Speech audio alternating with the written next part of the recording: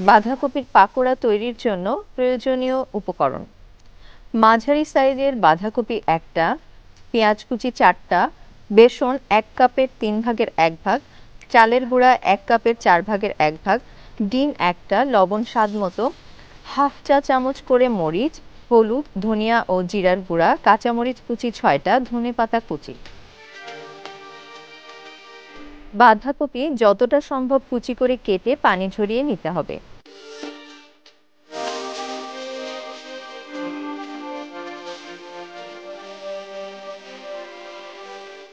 এবার বাঁধাকপির সাথে পেঁয়াজ কুচি, বেসন, চালের গুঁড়া, ডিম, মশলা ও স্বাদ অনুযায়ী লবণ দিয়ে ভালোমতো মিশিয়ে নিতে হবে।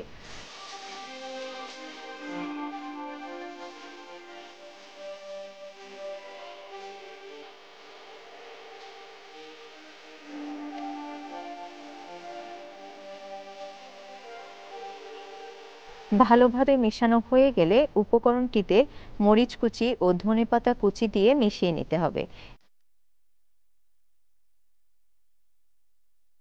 এরপর হাত দিয়ে পাকোড়ার মতো করে চুলোয় মিডিয়াম আঁচে ডুবো তেলে ভাজতে হবে।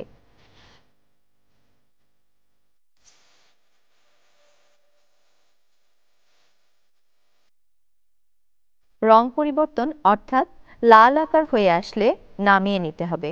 হয়ে গেল মচমচে মজাদার বাঁধাকপির পাকোড়া।